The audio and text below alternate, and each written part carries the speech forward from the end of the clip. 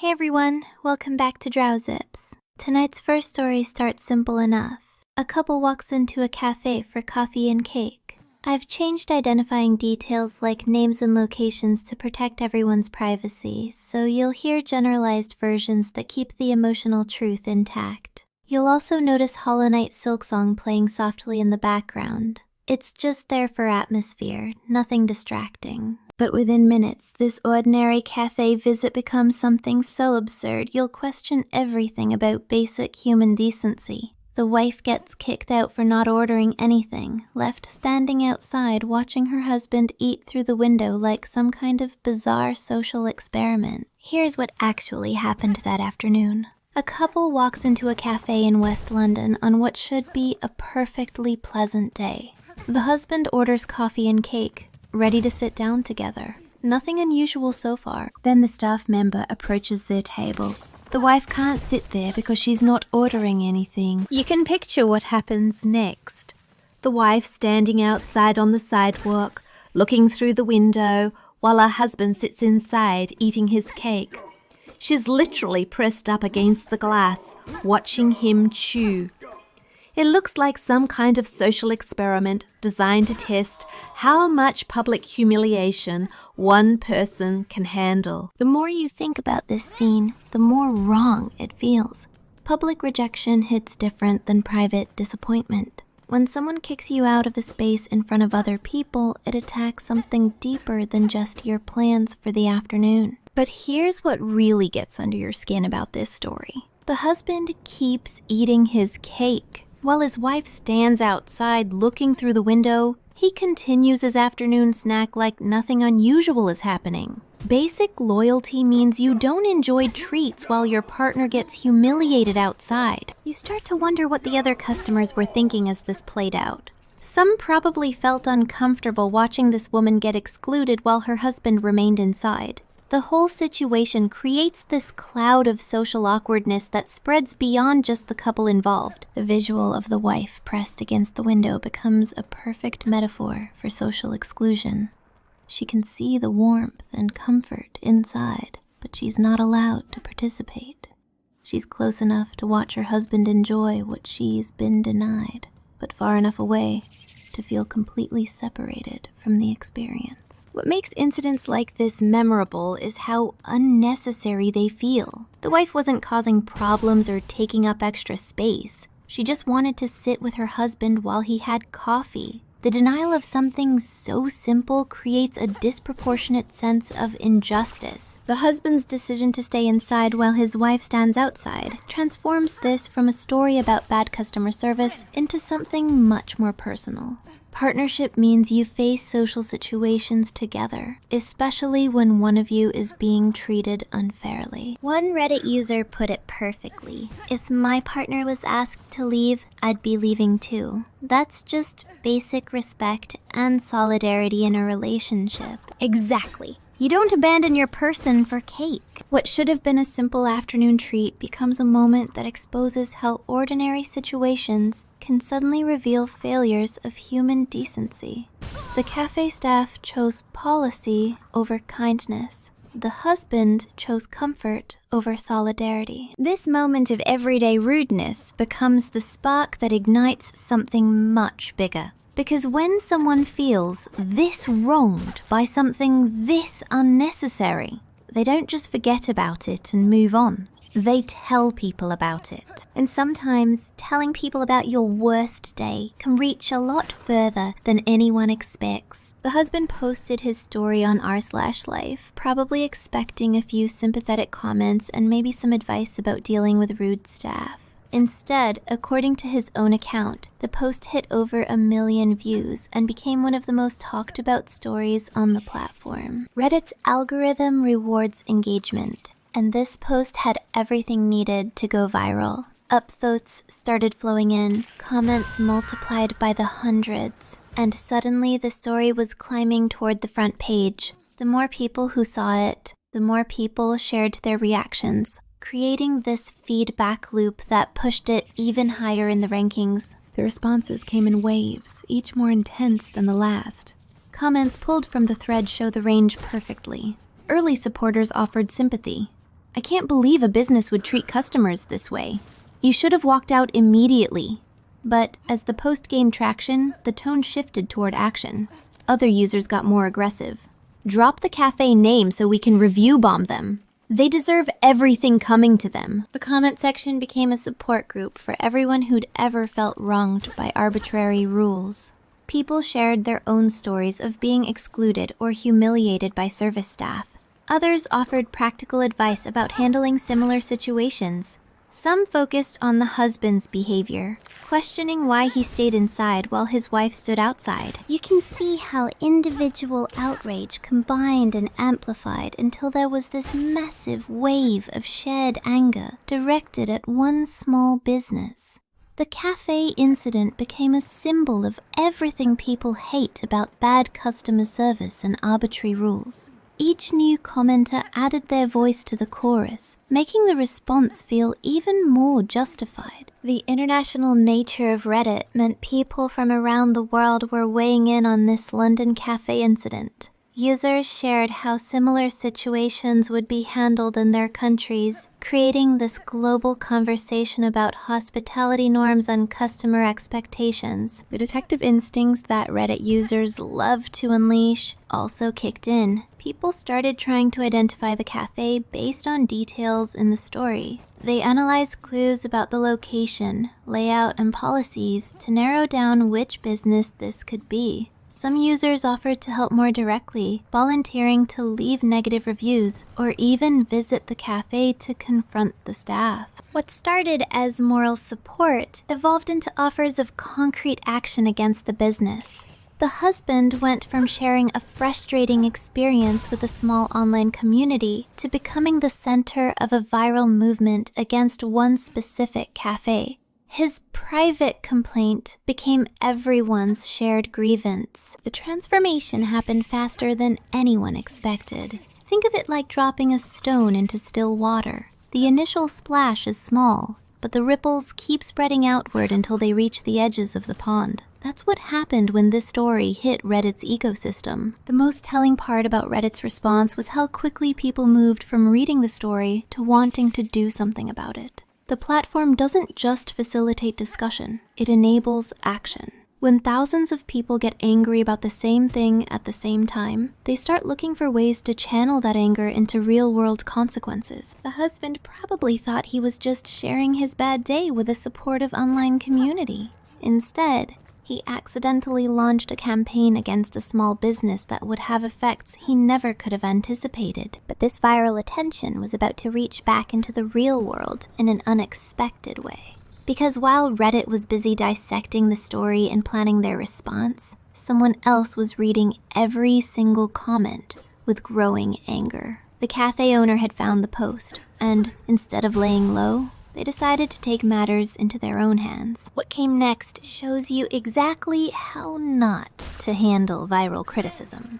According to the original poster's update, the cafe owner tracked him down through Reddit's messaging system and started sending aggressive demands for information. The OP said these weren't apology messages or attempts to understand what went wrong. Instead, the owner demanded exact times and dates of the visit, with no offer of an apology, and what the poster described as an angry tone throughout. Think about that for a second.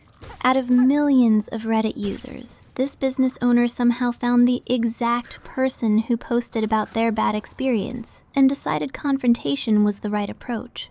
The dedication required to hunt down one anonymous user on a platform this massive shows you just how personally the owner took this criticism. But here's where it gets genuinely disturbing. According to the Reddit post, the owner's messages contained an implied threat about using security footage. The suggestion was clear: provide the specific details we want, or we'll find another way to identify you from our surveillance system. The OP reported that the owner seemed prepared to use visit times and dates to pull faces from their cafe's cameras. You can imagine how jarring it must have been to receive these messages. You share a story about bad customer service, it goes viral, and suddenly the business owner is in your private messages, making what sounds like threats about identifying you through surveillance footage. That crosses a line from business dispute into something that feels much more personal and threatening. The privacy implications here are genuinely chilling. The owner's approach, as described by the poster, suggests they were willing to use customer surveillance data to identify and potentially confront people who complained online.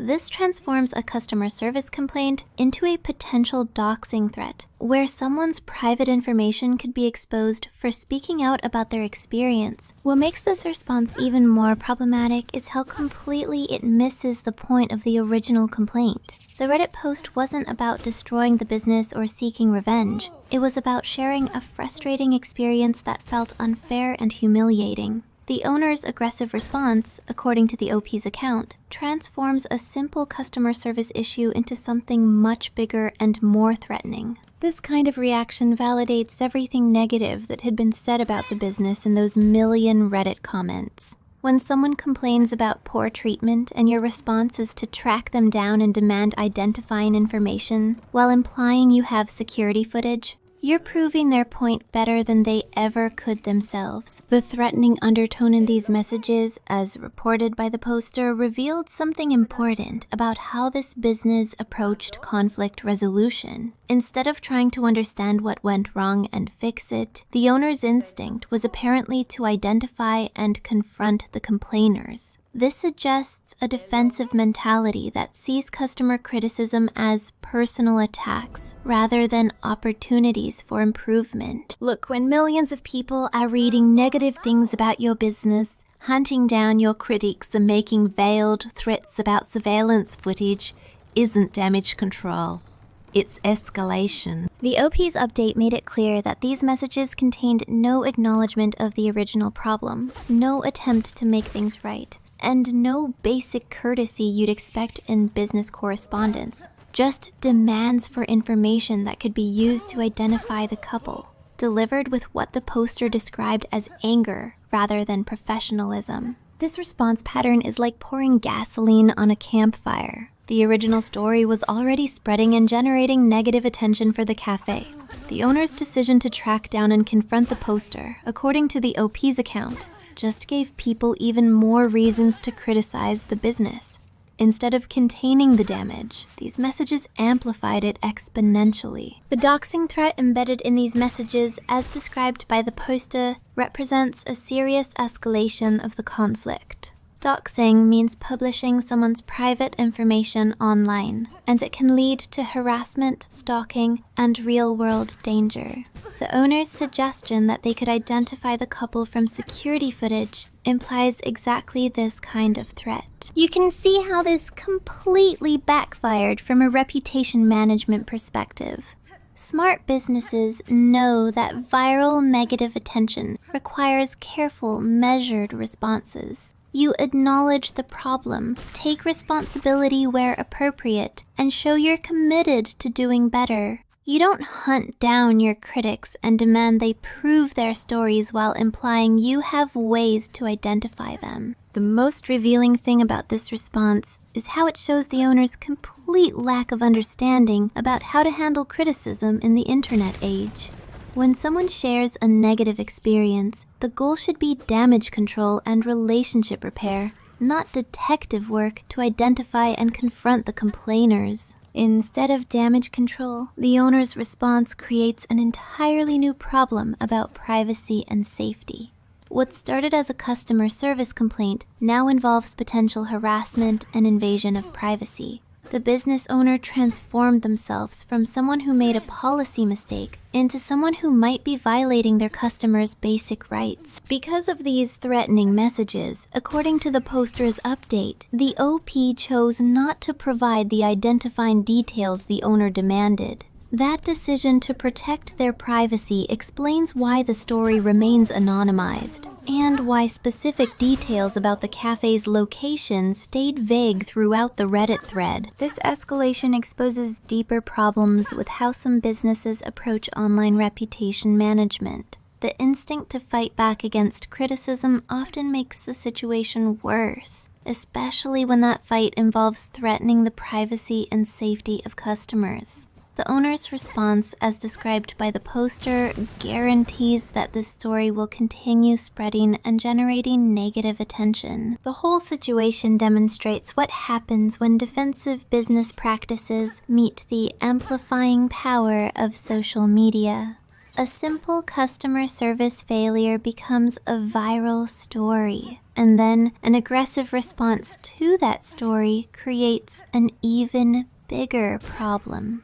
Each escalation makes the situation worse for everyone involved. But the owner's attempts to control the narrative were just getting started. Because while these private messages were happening behind the scenes, something else was about to unfold in public that would raise even more questions about this business's approach to managing criticism. The cafe's online reputation was about to face a coordinated assault that would reveal just how much control businesses really have over their digital presence. According to the original poster's update, more than 70 negative reviews disappeared from the cafe's Google Maps listing within 48 hours of the Reddit story going viral. That's not a few reviews here and there vanishing due to technical glitches. That's systematic removal on a scale that suggests deliberate action. The translation from Reddit outrage to Google reviews happened exactly like you'd expect.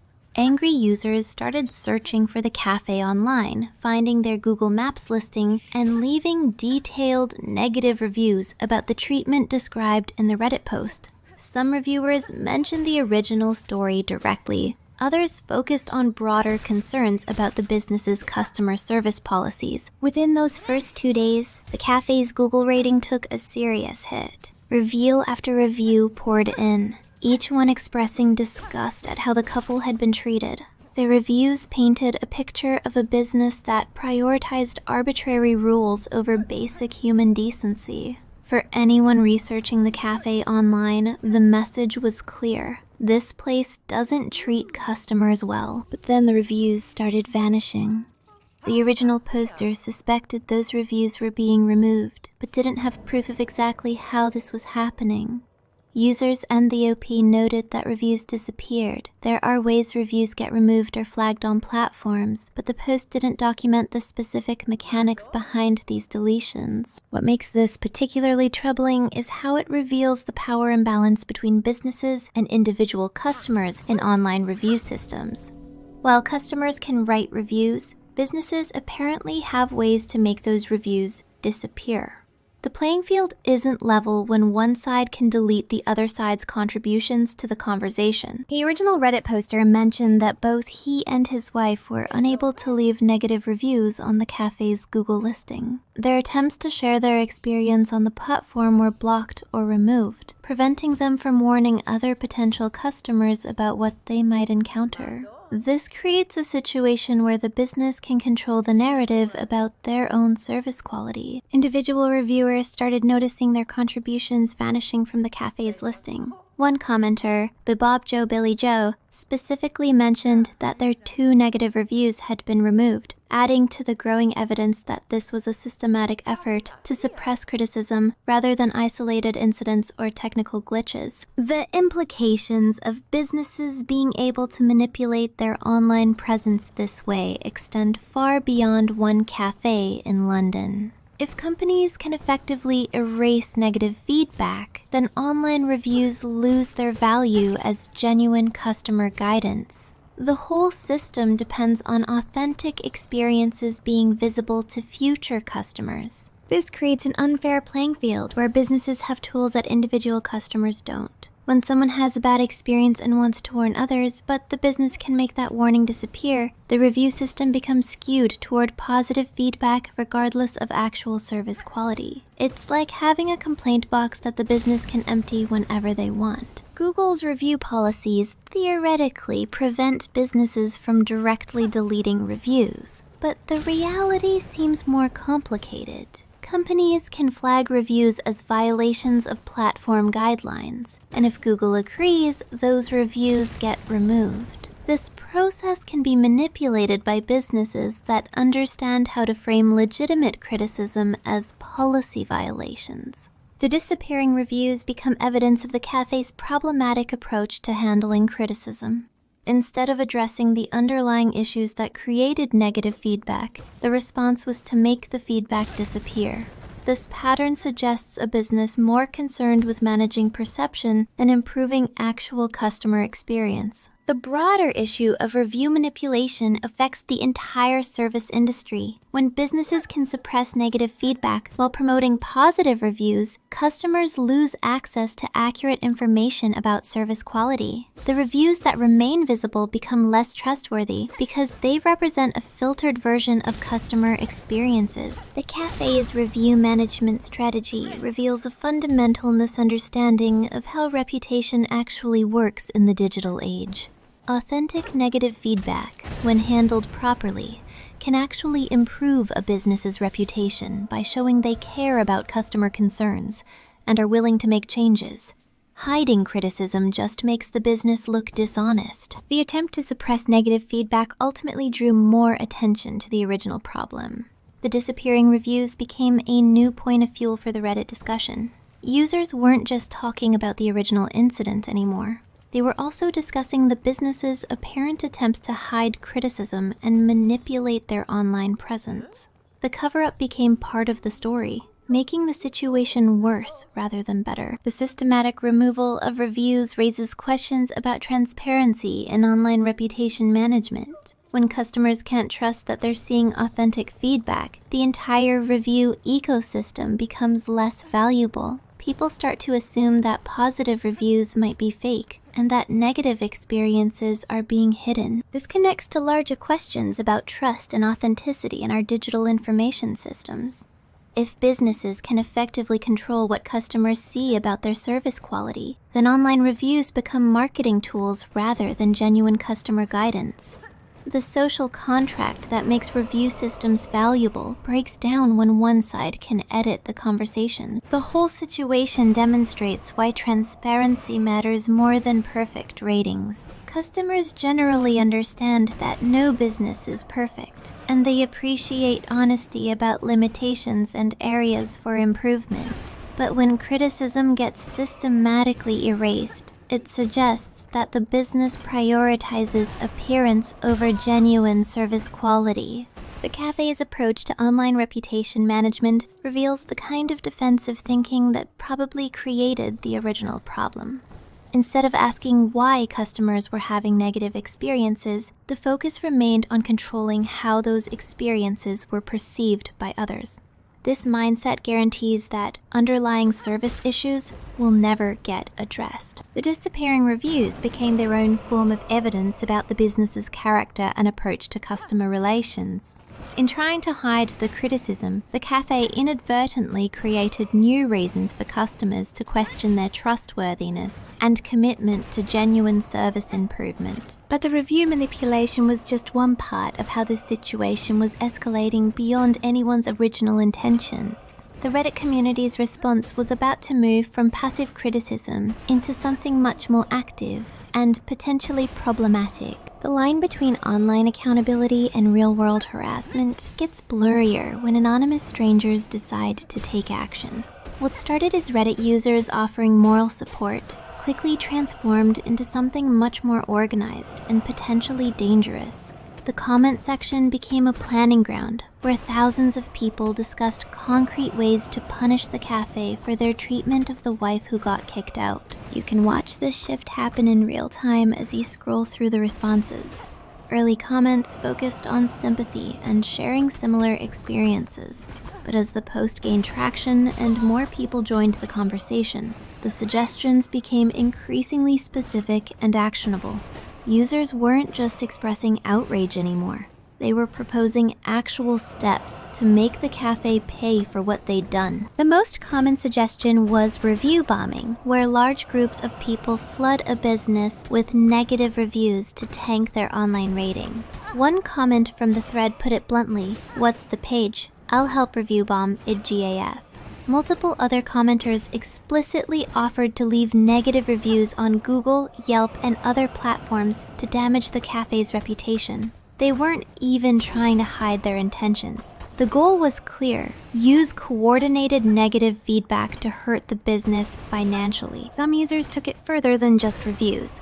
They suggested more direct forms of retaliation that moved beyond digital criticism into real-world action. One commenter mentioned accidentally spilling coffee as a form of protest. Others discussed refusing to leave when asked, essentially staging mini sit-ins to disrupt the cafe's operations. The variety of suggested responses reveals how quickly online communities can escalate from discussion to action planning. You had everything from harmless pranks like taking up tables without ordering to more serious reputation attacks that could genuinely damage the business long term. The range shows how different people process the same injustice and what they consider appropriate payback. What makes this particularly concerning is how the collective action can spiral completely beyond what the original poster intended. The husband who shared his cafe experience probably just wanted to vent about a frustrating afternoon. He likely never expected his story to become a rallying cry for thousands of strangers to organize against a small business. The power imbalance becomes stark when you think about the numbers involved. It's like an entire group showing up with torches over a single spat.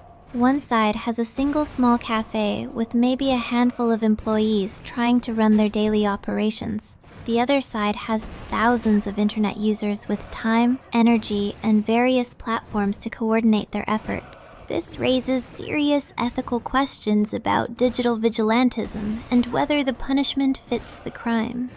The cafe's policy was rude and poorly handled, absolutely. But does that justify a coordinated campaign that could potentially destroy someone's livelihood? The disconnect between the original offense and the proposed retaliation feels disproportionate. Does a bad policy justify organized campaigns that could hit people who never made the rule? What would you do? The anonymous nature of Reddit makes this kind of escalation easier and more tempting. When you're just a username in a comment thread, the real-world consequences of your suggestions can feel abstract. The cafe becomes a symbol rather than an actual business with real employees who depend on customer traffic to pay their bills. Some commenters seem to recognize this problem and tried to moderate the discussion. They pointed out that review bombing and coordinated harassment campaigns often hurt innocent employees who had nothing to do with the original incident. These voices of restraint got mixed in with the calls for action, creating this complex ethical debate within the comment threads. The coordination aspect makes this particularly troubling from the business perspective. When individual customers have bad experiences and leave negative reviews, that's normal market feedback. But when thousands of people who have never visited the business all leave negative reviews at the same time, that's something entirely different. It's weaponized criticism rather than authentic customer feedback. The cafe owner's aggressive response to the original poster makes more sense when you consider this context. They probably saw their business getting flooded with negative attention from people who had never been customers, and they panicked. The defensive, threatening messages were still completely inappropriate, but you can understand how they might have felt under siege. The internet sense of justice operates on different principles than real-world consequences. Online, the focus is often on making someone pay for their actions, rather than actually solving the underlying problem. Nobody in those comment threads was suggesting ways to improve customer service training or help the cafe develop better policies. The goal was punishment, not improvement. This creates a feedback loop where defensive business responses lead to more aggressive online attacks, which lead to even more defensive responses. The cafe owner's attempts to remove negative reviews and send threatening messages just gave the Reddit community more ammunition for their campaign. Each escalation justified further escalation on the other side. The whole situation demonstrates how collective online action can quickly move beyond accountability into harassment territory. When thousands of people focus their anger on one target, the cumulative effect can be devastating, even if each individual action seems minor. One negative review is feedback. Hundreds of coordinated negative reviews is an attack. You also see how different commenters had different thresholds for what they considered appropriate retaliation. Some users were comfortable with leaving honest, negative reviews based on the Reddit story. Others suggested more direct confrontations or disruptive behavior. The spectrum of proposed actions shows how group dynamics can normalize increasingly aggressive responses. The most concerning part is how this kind of internet justice can affect people who weren't involved in the original incident. The cafe probably has employees who had nothing to do with the policy that kicked the wife out. If coordinated online action damages the business enough to affect jobs or hours, innocent people pay the price for management decisions they didn't make. Within hours of the story going viral, users were organizing concrete action against the cafe. There wasn't time for reflection, investigation, or considering alternative approaches. The internet's pace encourages immediate emotional responses rather than measured consideration of consequences. This pattern repeats across social media platforms whenever a story captures public attention in just the right way. The tools that make online communities powerful for positive collective action also make them dangerous when that energy gets directed toward punishment rather than problem solving. The internet's sense of justice doesn't always align with proportional consequences, and this case shows exactly how that disconnect can spiral out of control.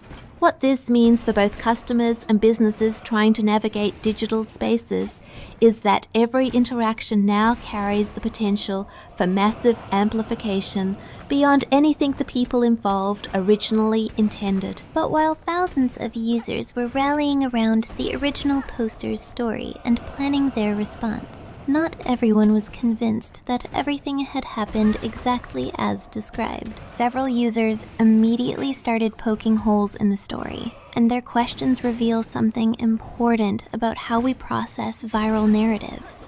While millions of Reddit users were getting fired up about the cafe incident, a smaller but vocal group started asking uncomfortable questions. These skeptics weren't just being contrarian for the sake of it. They were pointing out details that didn't quite add up. The most persistent criticism focused on the husband's behavior during the incident. Multiple commenters couldn't understand why he stayed inside eating his cake while his wife stood outside looking through the window. To these users, that detail alone was enough to question whether the story happened as described.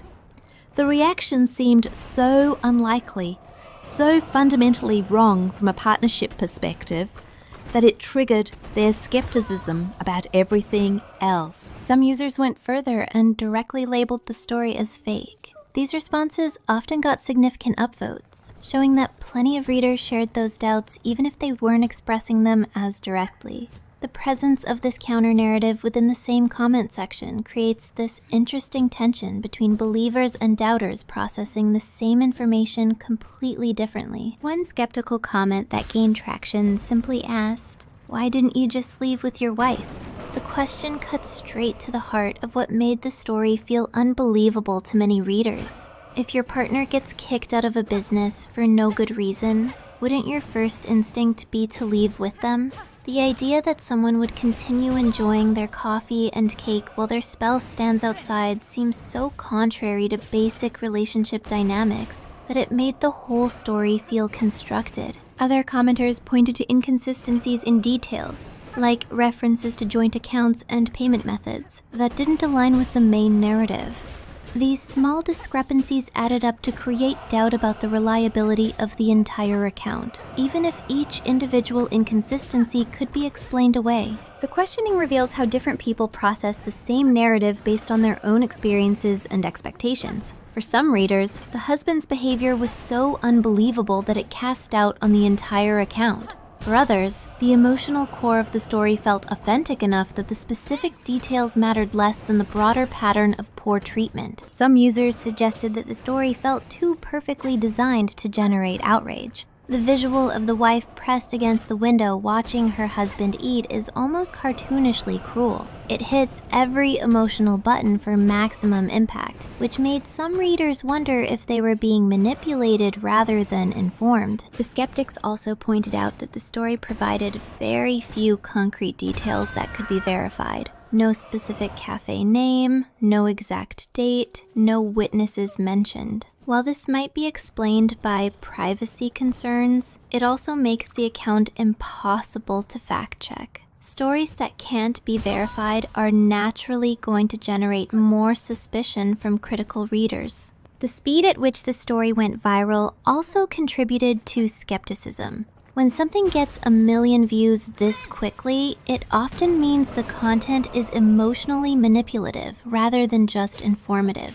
The most viral stories tend to be those that push psychological buttons perfectly, which can feel calculated rather than authentic to experienced internet users. Online skepticism serves as a crucial check on viral outrage culture. When stories spread this fast and generate this much emotional response, having people who pause to ask critical questions helps prevent the community from getting swept away by narratives that might be incomplete or inaccurate. The doubters force everyone else to think more carefully about what they're accepting as truth. Think of skeptical commenters like fact-checkers in a newsroom, except they're working in real time as the story spreads. They're not necessarily trying to kill the conversation, but they're demanding higher standards of evidence before joining the outrage mob. This kind of critical thinking protects communities from being manipulated by false or exaggerated stories. The pattern of questioning viral stories has become more common as people get burned by fake narratives that seemed believable at first. Internet users have learned to be more cautious about emotionally charged content, especially when it seems designed to generate strong reactions. The cafe story hit enough of these warning signs that experienced Reddit users started raising red flags. What makes some stories feel authentic while others trigger doubt often comes down to psychological believability. The cafe's policy of excluding non-paying customers is totally plausible. Businesses do have arbitrary rules that create uncomfortable situations. But the husband's complete passivity in the face of his wife's humiliation struck many readers as fundamentally unrealistic. This kind of critical analysis becomes even more important when stories have real-world consequences. If thousands of people are planning to take action against a business based on a Reddit post, the accuracy of that post becomes crucial. The skeptics were essentially asking whether the evidence justified the response, which is exactly the kind of thinking that prevents online vigilantism from targeting innocent people. The debate between believers and skeptics also shows how confirmation bias affects how we process information online. People who had experienced similar customer service problems were more likely to accept the story as true. Those who couldn't imagine behaving like the husband described were more likely to question the entire account. The presence of healthy skepticism in viral story discussions protects communities from being weaponized by false narratives. Bad actors sometimes create fake stories specifically designed to generate outrage and direct that anger toward particular targets. Having users who automatically question emotionally charged content helps prevent these manipulation attempts from succeeding. The most valuable thing about the skeptical responses wasn't necessarily that they proved the story was false. It was that they demonstrated the kind of critical thinking that should be applied to all viral content before accepting it as fact. In an environment where any story can reach millions of people within hours, this kind of intellectual caution becomes a crucial community defense mechanism. Skeptics don't have to be cynics. They help avoid misdirected campaigns and keep communities grounded in reality rather than emotional manipulation. Critical thinking serves as a community guardrail against the worst impulses of viral outrage culture. Whether the cafe story was completely accurate or not, the emotional response it generated reveals something deeper about how these kinds of incidents affect us. The reason people believed it so readily, and the reason it spread so far, connects to something universal about how we experience rejection and humiliation in public spaces. Why do minor slights like being asked to leave a cafe stick with us so much longer than bigger problems? You can lose your job and move on within months, but someone being rude to you at a coffee shop can replay in your mind for years.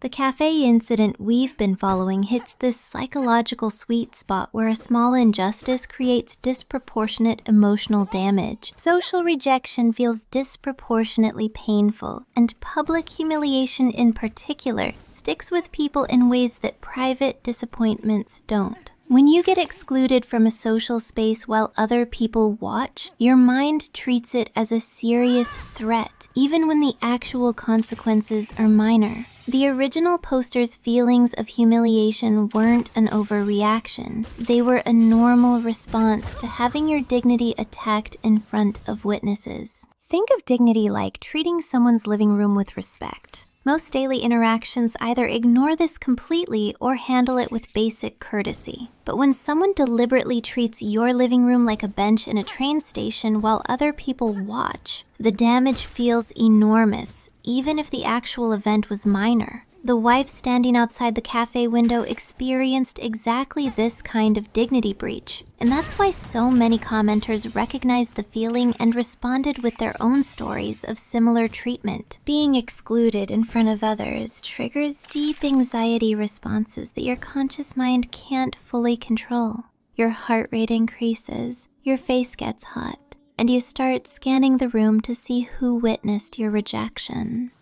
These aren't choices you make. They're automatic responses that serve no useful purpose in a modern cafe.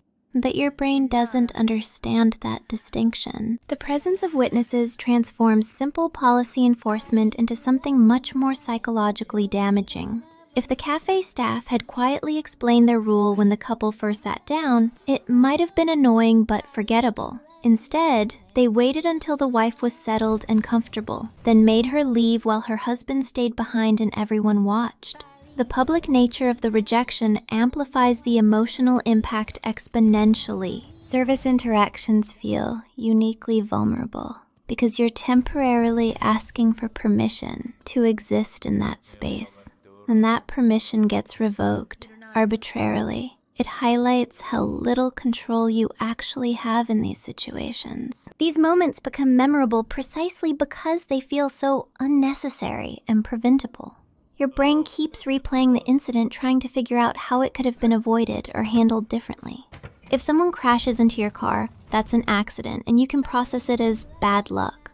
But if someone deliberately chooses to embarrass you over a minor policy violation, your mind treats it as a puzzle that needs solving. The arbitrariness of small humiliations makes them stick in memory longer than more serious but explainable problems.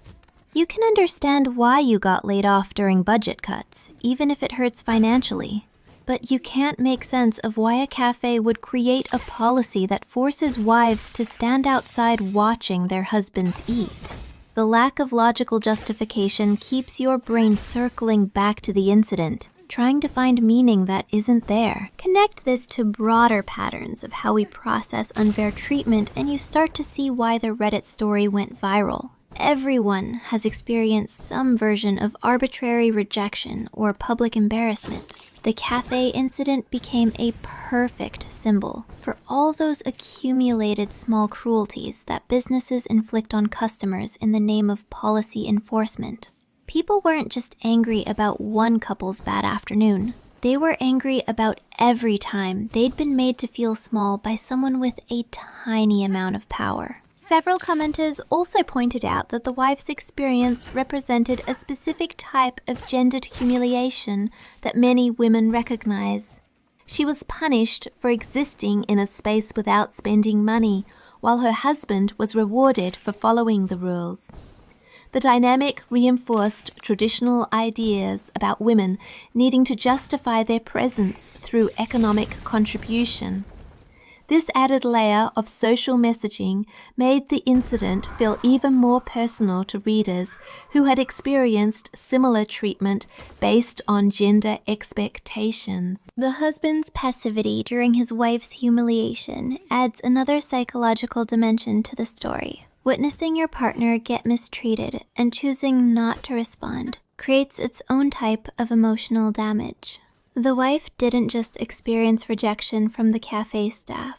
She also experienced abandonment from the person who was supposed to protect her from exactly this kind of social cruelty. Understanding why small slights hurt helps us respond to them more effectively by recognizing the gap between emotional impact and actual threat level. When you know that your brain is treating minor rejection like a serious situation, you can start to separate the feeling from the reality. The embarrassment is real and valid, but it's not actually dangerous in the way your nervous system believes it is. This knowledge also helps us understand why people sometimes overreact to minor slights in ways that seem disproportionate to outside observers.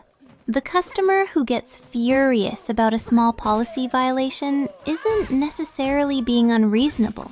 They might be responding to the psychological attack on their dignity rather than just the practical inconvenience.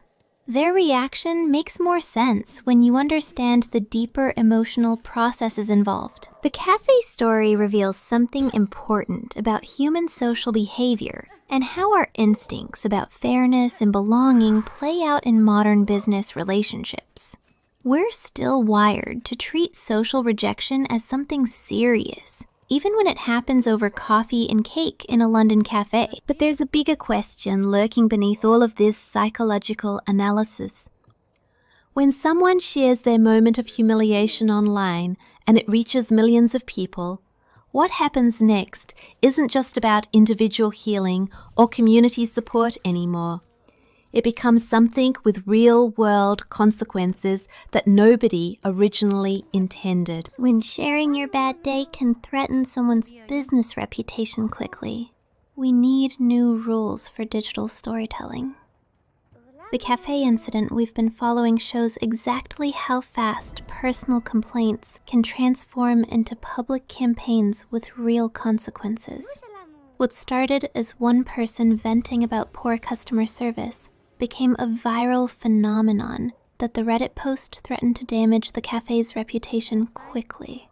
This shift from private frustration to public accountability happens faster than most people realize, and it raises serious questions about our responsibilities as digital storytellers. The power dynamics between individual storytellers and the businesses they critique have fundamentally changed in the internet age. Before social media, if you had a bad experience at a restaurant or cafe, you might tell your friends and family about it. Maybe a dozen people would hear your story, and that would be the end of it. Now, that same story can reach millions of people within hours, turning your personal complaint into a business crisis. Think of it like having a megaphone that can reach every person in your city at once. When you share a negative experience online, you're not just talking to your friends anymore. You're potentially speaking to an audience larger than most television shows reach.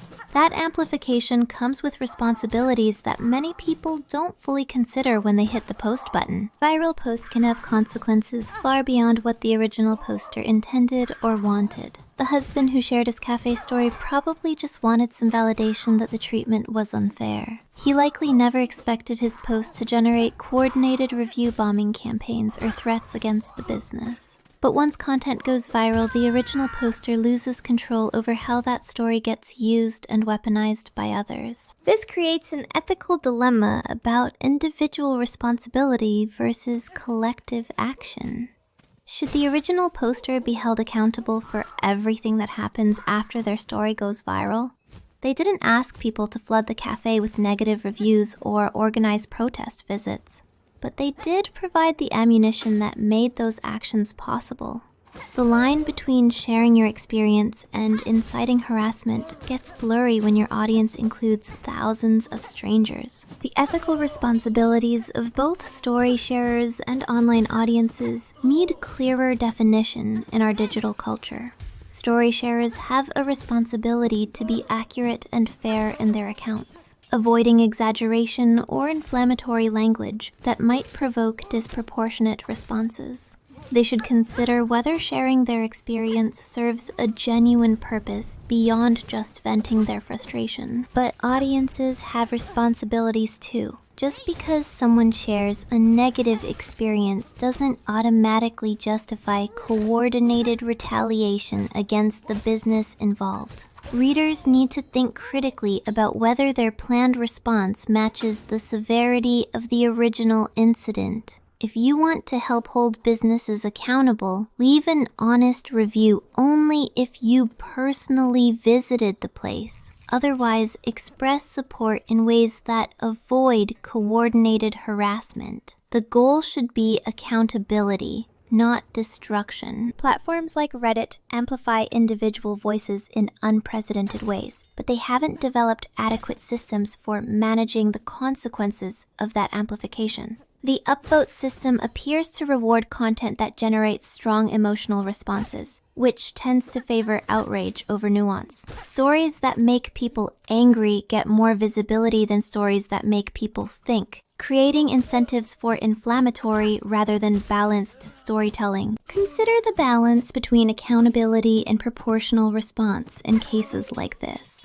Businesses should absolutely be held accountable for poor customer service and discriminatory policies. Customers deserve to share their experiences and warn others about problematic businesses. But accountability shouldn't mean unlimited punishment for relatively minor offenses. The cafe's policy was rude and poorly implemented, but was it really worthy of a coordinated campaign that could potentially damage their business long term? The disconnect between the original offense and the proposed retaliation shows how digital justice often loses sight of proportion. The tools available for online accountability are so powerful that they can create punishments that far exceed the crime. Digital ethics lag behind our technological capabilities in dangerous ways. We've created systems that can amplify individual voices to unprecedented levels, but we haven't developed cultural norms or legal frameworks for managing that power responsibly. People can accidentally start viral campaigns that damage lives and businesses, and there are very few safeguards to prevent that from happening. This lag creates a Wild West environment where anything goes,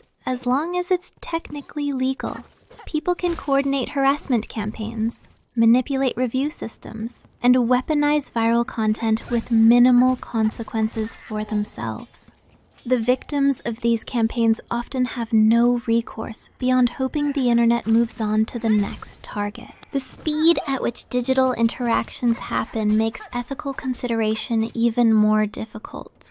When you can share a story with millions of people in minutes, there is no time for reflection or fact-checking.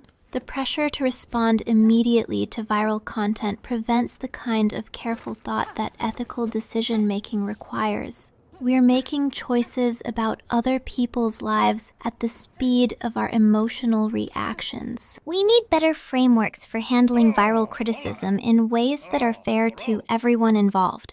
This might include platform policies that slow down the spread of potentially harmful content, giving people time to verify information and consider consequences. It could involve clearer community guidelines about what constitutes fair criticism versus harassment. If you enjoy these calm dives into internet moments, consider supporting the channel. It helps keep these quiet, late-night reads coming. Businesses need better education about how to respond to viral criticism without making the situation worse. The cafe owner's aggressive response to the Reddit post created an entirely new set of problems that could have been avoided with better understanding of digital culture. Companies that don't understand how online reputation works will continue making costly mistakes. Educational institutions should be teaching digital ethics and online citizenship as core life skills. People need to understand the power they wield when they share content online and the responsibilities that come with that power. These skills are as important as financial literacy or basic computer knowledge in our connected world. The cafe story shows us what happens when digital ethics can't keep pace with digital capabilities. We have tools that can threaten business reputations quickly, but we haven't figured out how to use them responsibly. Until we develop better frameworks for handling viral criticism, stories like this will continue creating disproportionate damage for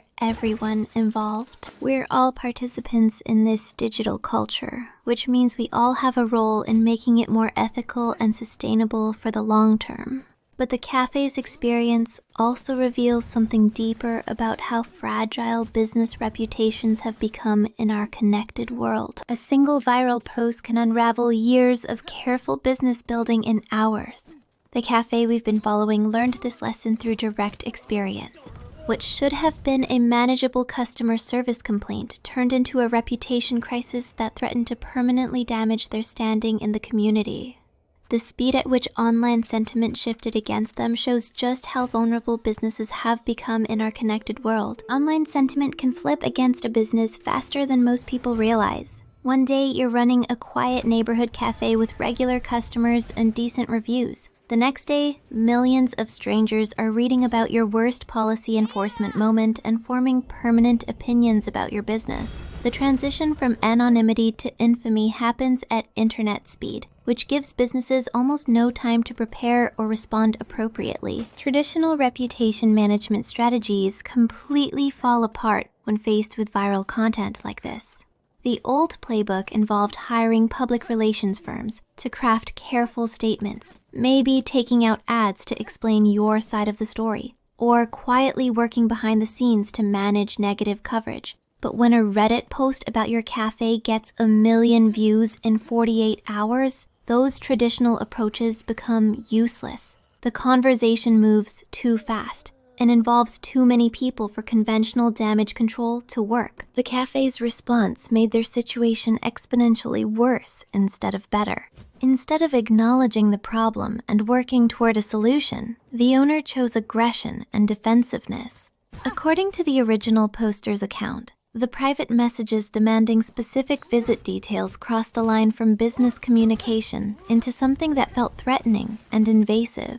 This reaction validated every negative thing people were saying about the business and gave critics new ammunition for their campaigns. Think of reputation management like trying to put out a fire that's already spread to multiple buildings. The cafe owner's approach was like using gasoline instead of water, turning a manageable situation into a full-scale disaster. What businesses can learn from this case comes down to 3 concrete lessons about what not to do. First, don't publicly track down or threaten complainers. The original poster reported receiving aggressive messages from someone they believed was the owner, demanding visit details and implying threats about security footage. This kind of response transforms customer service issues into harassment concerns. Second, don't try to erase criticism without visible transparency. The reported disappearance of over 70 negative reviews within 48 hours made the business look dishonest rather than addressing underlying problems.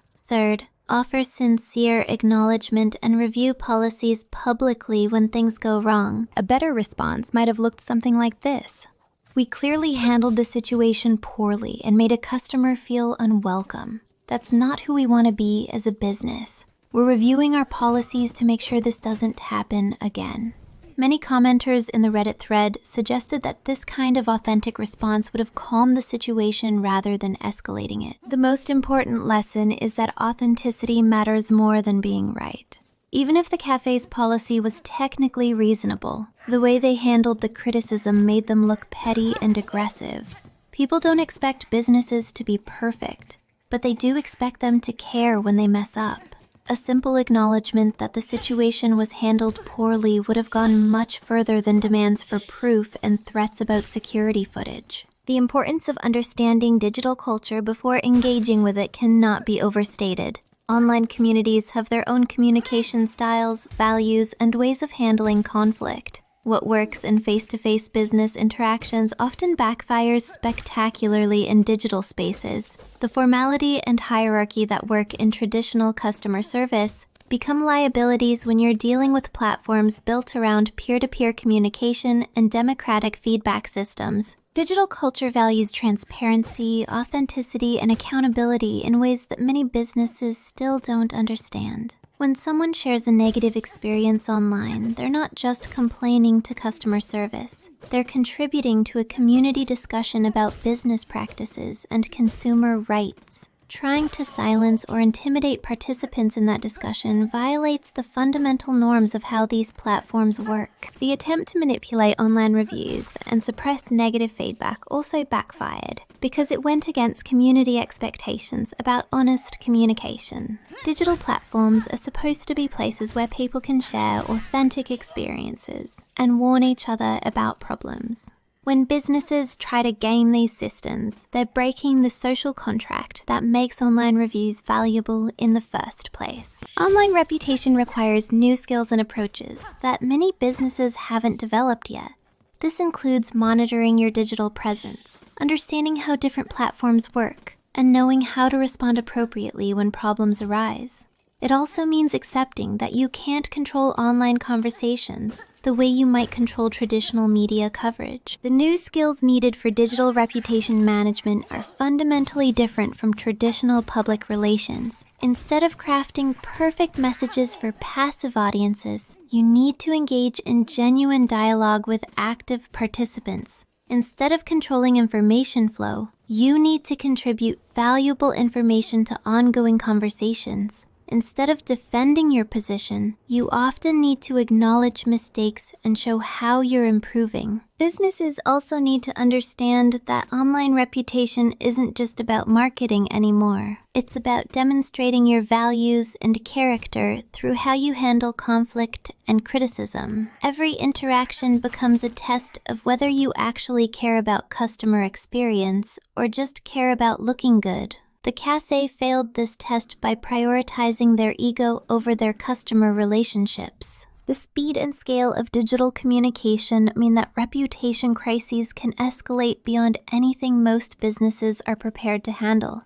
A single negative post can reach more people than years of traditional advertising, and the response needs to be immediate, authentic, and appropriate to the platform where the conversation is happening. This connects to what it means for all of us navigating digital spaces, whether as business owners or consumers. We're all operating in an environment where our actions can have consequences far beyond what we intended. Every post, every response, every choice about how to handle conflict online contributes to the overall character of our digital culture. The fragility of online reputation in our connected world means we all need to develop better skills for managing our digital interactions with both accountability and empathy. What happens online doesn't stay online anymore. This story reveals how physical moments can spiral into digital consequences that reach far beyond anyone's original intentions. Remember, I've paraphrased this account and changed identifying details to protect everyone's privacy, but the emotional truth remains intact. A simple cafe policy created a viral moment that reached millions of strangers who felt personally invested in one couple's bad afternoon. We're all navigating this connected world whether we planned to or not. Every post we share, every story we amplify, every time we choose empathy over outrage, shapes the kind of digital culture we create together. Would you have left with your partner or stayed for the cake? Tell me below. If this helped you unwind, subscribe for more calm storytime paired with cozy game worlds. The story is over.